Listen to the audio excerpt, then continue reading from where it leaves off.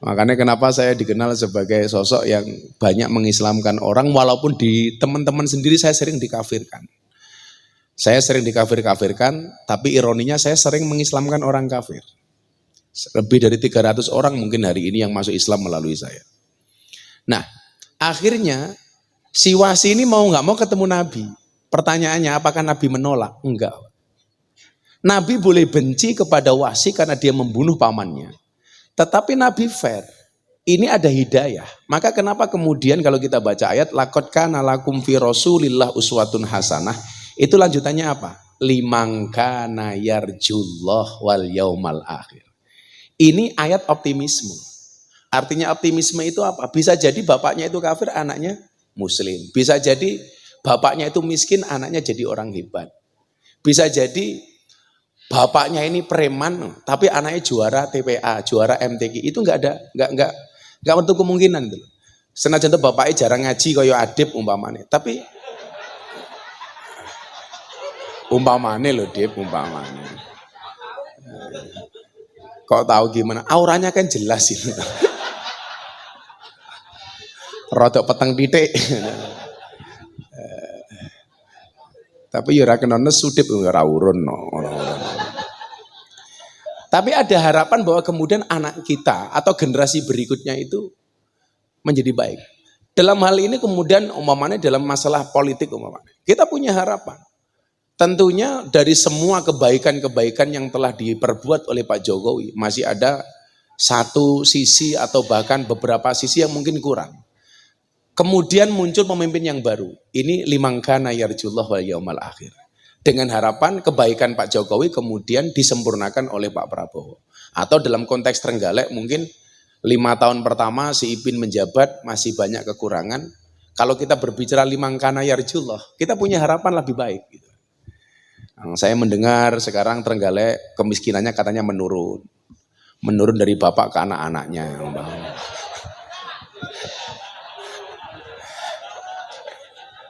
Lah ini menjadi PR kemudian liman kana yarjullah wal yaumal akhir.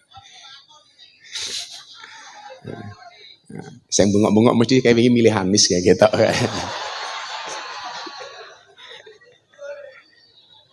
Nah, akhirnya Wasi ini ketemu dengan Nabi dan Nabi menerima.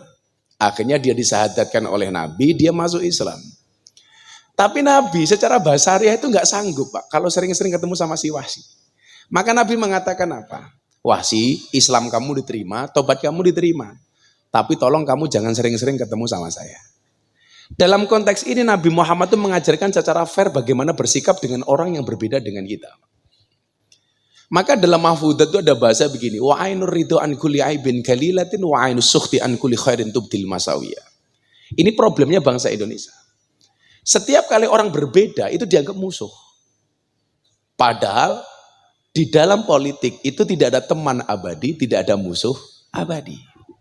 Dalam konteks Nabi dengan Wasi, saya bilang di Istana Negara, dalam konteks ini kita itu nggak boleh benci-benci banget dengan orang yang oposisi dengan kita.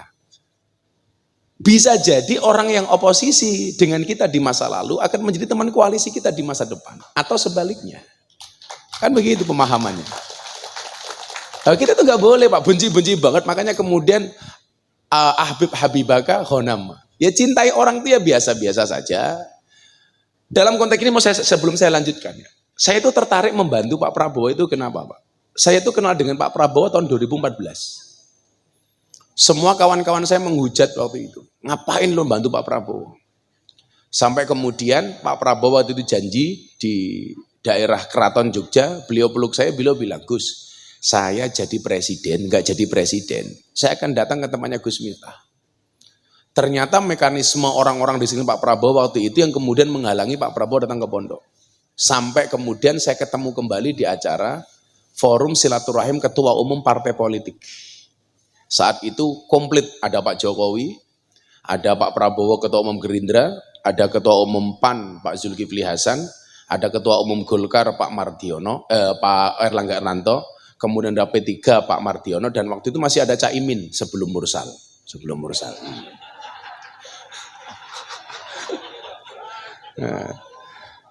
Nah, Bapak, saya roasting semuanya. Pak Jokowi saya roasting, Pak Pak Prabowo saya roasting, semuanya saya roasting, termasuk Caimin. Karena waktu saya bilang, satu-satunya ketua umum partai yang jarang ngundang saya Caimin. Karena nggak punya anggaran, saya bilang gitu loh. Kalau Gerindra ini sering ngundang, tapi mesti cari sponsor. Contohnya Adi pengen ngundang jaluk Ipin, lah ada pinter dia.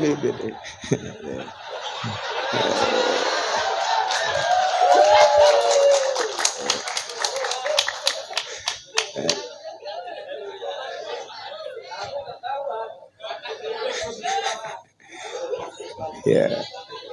Kalau Pak Sadat tuh kalau nggak ngasih saya masih ada dalil. Ah, podo-podo santri Gus begitu. Makanya salah satu ketua partai yang bisa dalil itu ya cangkemnya si Sadat itu loh bisa dalil. Gerindra mana itu loh. Lah ketua PKB bisa dalil itu lumrah lah itu. Kalau ketua P3 bisa dalil itu lumrah. Kalau ketua Gerindra bisa dalil itu kan termasuk apa ya? Kullu syai'in idza kasura rakhusa ilal adab. Segala sesuatu itu kalau jumlahnya banyak pasti murah. Ketua partai itu banyak, tapi yang bisa dalil jarang. Siapa? Pak Sadat. Makanya larang. Karena barang itu kalau sedikit berarti langka, kalau langka itu antik, kalau antik harganya mahal. Padahal kiai ini banyak, sing ngurusi lonte jarang. Nah, siapa? Gus Miftah. Berarti Gus Miftah kiai larang goblok kok lonte gitu.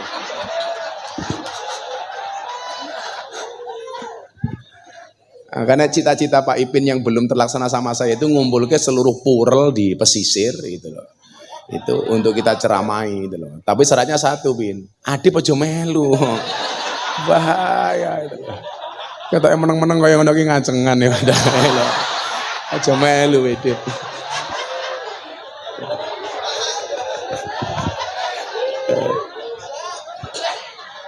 Yang kemudian saya tertarik apa Pak Sadat? Begitu beliau mengatakan, Gus, saya akan ke pondoknya Gus Miftah. Saya itu ingat betul Pak, saya itu deklarasi kembali mendukung Pak Prabowo, itu tanggal 10 April 2023. Makanya bahasa saya apa? Belum ru'yatul hilal, saya sudah isbat. Yang lain belum menyatakan apapun sama Pak Prabowo, saya sudah menyatakan dukungan kepada Pak Prabowo, 10 April. Akhirnya tanggal 3 Mei Pak Prabowo ke pondok saya. Yang membuat saya takjub adalah ketika di kamar saya beliau mengatakan begini, Gus, saya kesini tidak minta dukungan, tapi saya minta maaf.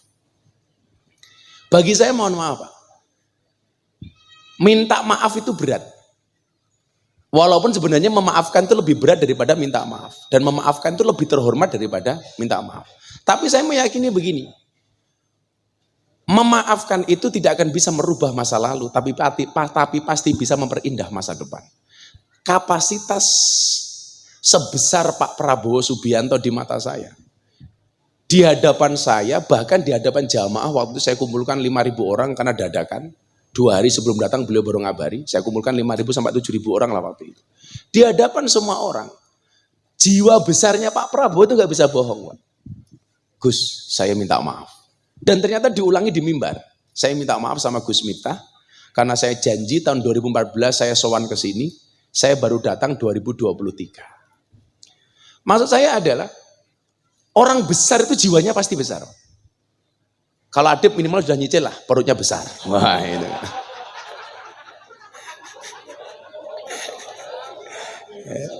Neng ya aja gede-gede dia petengmu. Orang lanang lah petengnya gede biasanya manuke cilik dia gitu.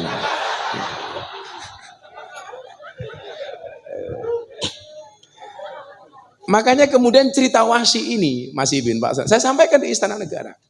Ya bahkan dengan teman oposisi sekalipun kita nggak boleh benci. Ya mungkin ya sering-sering ketemu lah, kira-kira begitu. Karena ada etika, Pak, ada etika. Problemnya adalah setiap kali kita berbeda kita dianggap musuh. Contoh begini, kita itu kalau sudah seneng, Pak, seburuk apapun nggak akan nampak keburukannya. Wa ainur ridho an kulli aibin kalilatin. Orang itu kalau matanya sudah senang, maka keburukan-keburukan orang yang dia cintai tidak akan pernah nampak. Tapi sebaliknya, wa ainus sukti an kulli khairin tubdil masawiyah. Tapi orang itu kalau sudah benci, sebaik apapun kebaikannya nggak akan nampak. Makanya waktu kita belajar akidah Ahlussunnah, kita diajarkan wa kadzalika ja'alnakum ummatan wasaton. Menjadi umat yang wasatiyah. Wasatiyah ini baik di dalam beragama maupun berbangsa. Kalau kita benci banget sama orang yang berbeda dengan kita, kondisi politik kemudian berbalik, mate kita, Pak. Umpamane Mas Ipin sebagai partai penguasa kok guayane ra umum. Saiki nyatane ya ngemis-ngemis karo Gerindra, Pak, itu loh.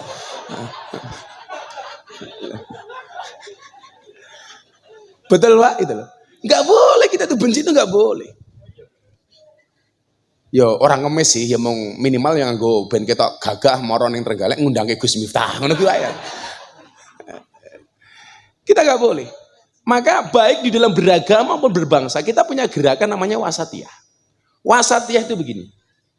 Pinjam mic-nya, Le.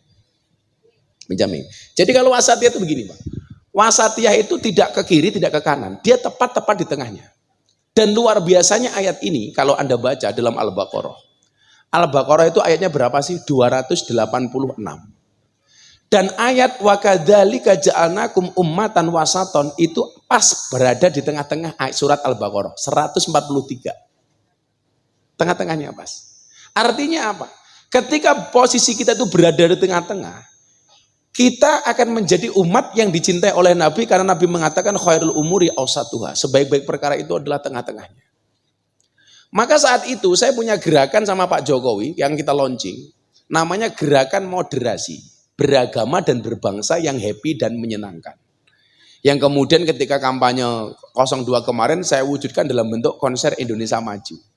Yang alhamdulillah Mas Sadat, ini Mas Prabowo mengendaki konser Indonesia Maju ini tetap dijalankan untuk menyampaikan program-program pemerintah dan serap aspirasi dari masyarakat.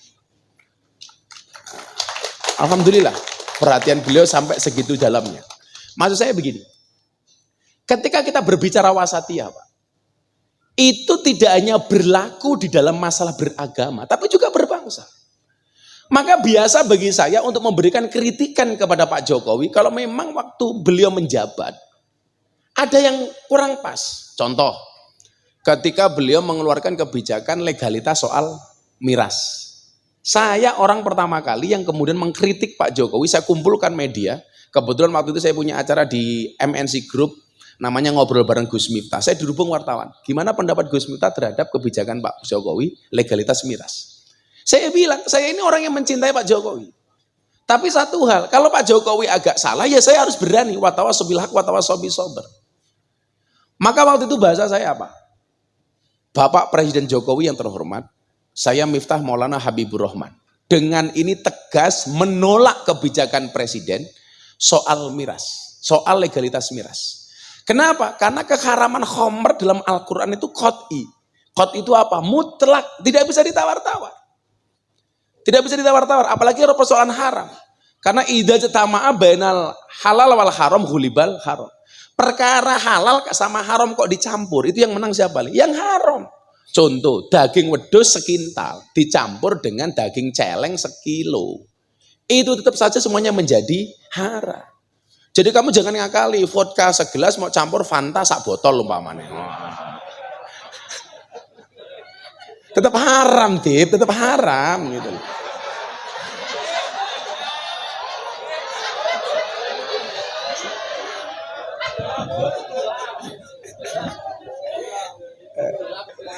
Alasannya kok khilaf kok dibaleni gitu loh. Jadi gak bisa perkara halal sama haram dicampur, itu gak bisa. Makanya dalam konteks itu sebelum saya lanjutkan, teman-teman politisi harus pintar-pintar ngitung. Ini mana pemasukan pendapatan kita yang betul-betul halal, mana pendapatan kita yang berbau syubhat atau bahkan berbau haram. Ya kita nggak bisa, nggak hanya politisi, Pak. Mau semuanya lah, mau polisi, mau pejabat yang lain, sama. Jadi kita harus pintar-pintar memisahkan mana yang betul-betul halal, mana yang ini agak bau syubhat, mana yang haram. Makanya saya itu kalau dapat endorse, itu nggak pernah saya masuk ke kantong saya, itu nggak pernah. Saya kayak Ramadan tuh pasti dapat endorse dari Pertamina untuk bikin acara. Dari Pertamina, Telkom, macam-macam. Nggak pernah masuk saya, langsung ke rekeningnya anak-anak. Jadi begini, kalau ngomong itu ya, saya sempat ngomong sama Ipin ini. Bagaimana kemudian seorang Nabi Sulaiman bersikap dengan keuangannya. Nabi Sulaiman itu suatu ketika Pak Sadat, duduk di depan masjid bersama orang miskin. Dia mengatakan apa? Miskinun yujalisu miskinan. Orang miskin duduk dengan orang miskin. Orang miskinnya protes, Anda itu raja, bojone 1000. Setiap malam Nabi Sulaiman itu mendatangi istrinya 70 Pak, 70 istri. Jajal. Oh. Kuat Pak, kuat itu loh. Jadi setiap pagi dia keramas. Ya kalau kelasnya Adib ya NKTA lah, nafsu kuda tenaga ayam lah.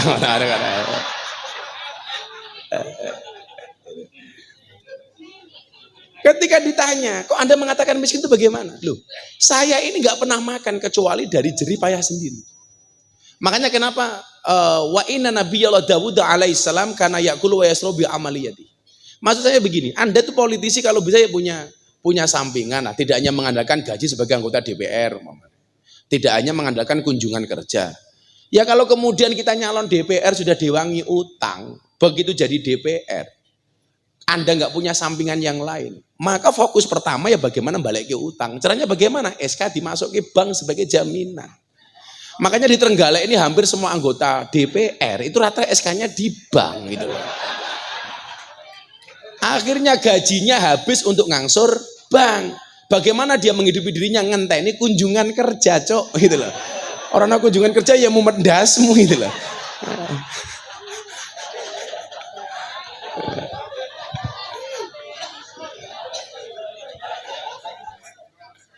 Gitu loh. Orangnya ya teko, ya teko. Ya melu guyu gitu loh.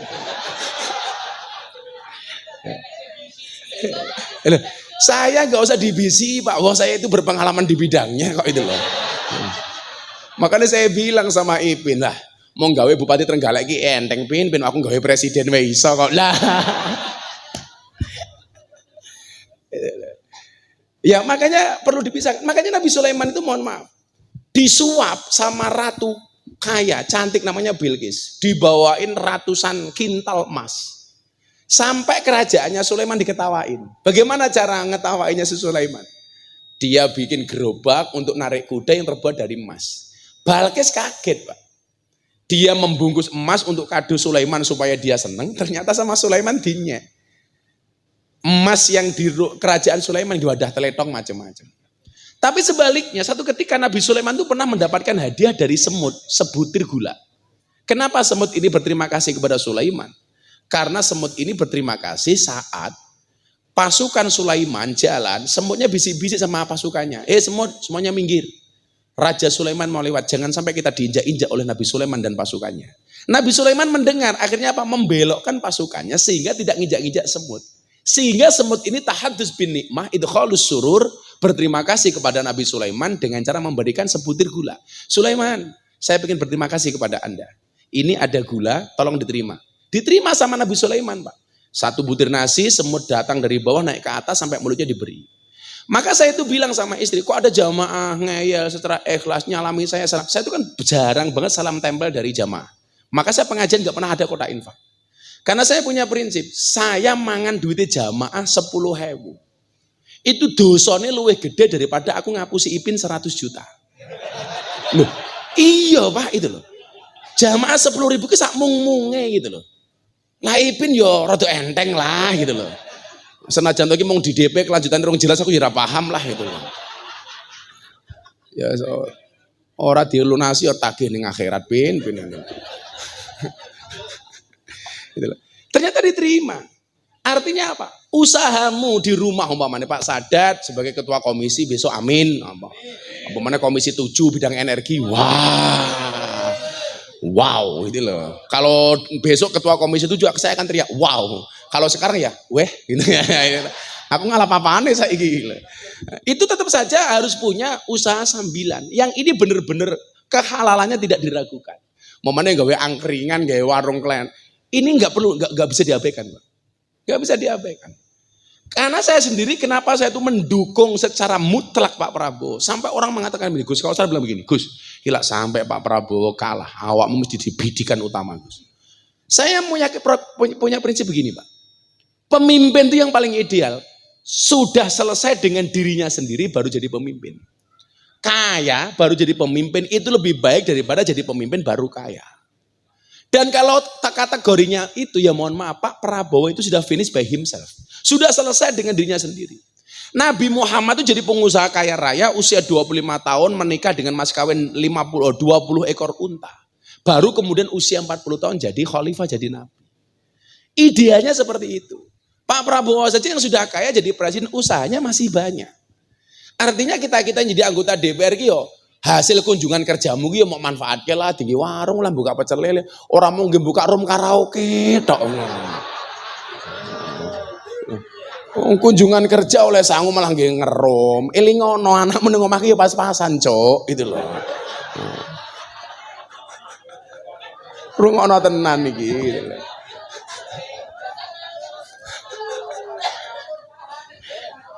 Aku ki paham banget karo kelakuanmu, cah paham itu loh.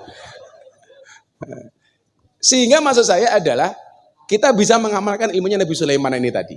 Nah, balik ke masalah wasatiyah tadi itu. Akhirnya Pak Jokowi itu juga bisa menerima, Pak. Atas kritikan saya terhadap kebijakan miras. Demi Allah Pak Jokowi, saya menolak. Karena keharaman khamr qat'i mutlak tidak bisa ditawar-tawar. Beda umpamanya dengan bunga bank itu riba apa enggak sih? Itu debatable. Debatable. Karena persoalan di masalah persentase. Ini halal apa haram, apa boleh, itu masih debatable. Makanya kemudian kita masih menggunakan transaksi perbankan dan lain sebagainya. Kalau kita mengatakan bank itu haram mutlak, ya mudar Pak itu loh. Uang duit gaji melalui transaksi saja masih bisa dikorupsi, apalagi enggak kan begitu. Tapi kalau ini khamr haram. Tapi kan model saya guyon yang tadi sampaikan Pak Sadat. Tapi mohon maaf Pak Jokowi, bagi saya minuman keras yang layak dan boleh dikonsumsi hanya satu, apa? Es batu. Video saya ini nyampe presiden.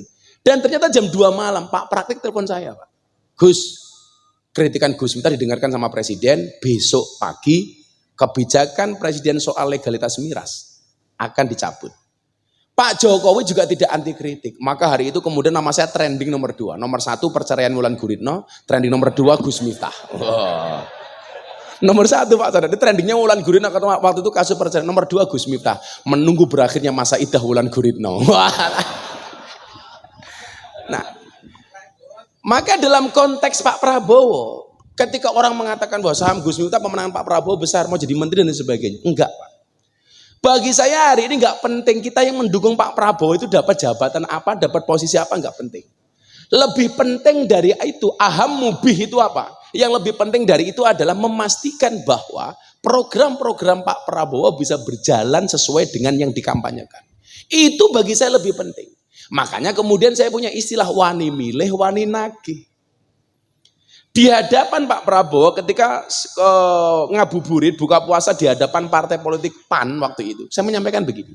Demi Allah Pak Prabowo, saya orang yang memilih Bapak, pintu surga bagi kami akan sangat terbuka manakala Bapak yang mendapatkan amanah atas pilihan kami, menjalankan amanat sebagai presiden dengan sebaik-baiknya, membawa kemakmuran, keadilan untuk bangsa dan negara Indonesia. Tapi sebaliknya, kalau Bapak tidak menjadi presiden yang baik dan tidak amanah, maka pintu neraka bagi kami juga sangat terbuka. Karena saya mohon maaf, ditanya sama orang, Gus pengen jadi menteri? Enggak. Pak Prabowo itu ngomong persoalan menteri agama dengan saya, Pak, jauh hari sebelum terpilih, Pak. Saya mengatakan, Mas, saya nggak butuh jadi menteri agama. Kenapa Gus? Repot, harus potong rambut, kepenak. Gitu. Yang kedua nggak bisa belusukan di lokalisasi, kan juga pantas Pak, menteri agama kecampur londe kan pantas itu loh. Yang ketiga, laku dari menteri agama, Ipin dan masyarakat Trenggalek senengnya ramu menjelok pengajian gratis kabeh.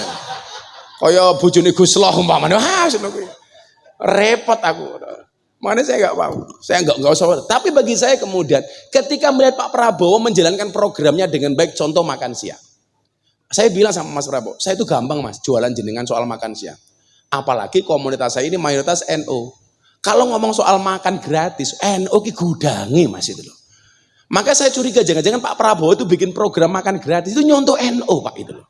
Karena kan NU titik-titik mangan tadi itu loh. Yasinan mangan, tahlilan mangan, manakipan mangan, solawatan mangan. Tonggone loro njaluk didongake mangan. Delala sing loro mati mangan meneh itu loh. Makanya kalau seperti soal body saya yakin Adib ini pasti NU itu loh. Kemangan terus tangi gede Pak itu loh. Tapi ya gue mau manuke cilik itu loh.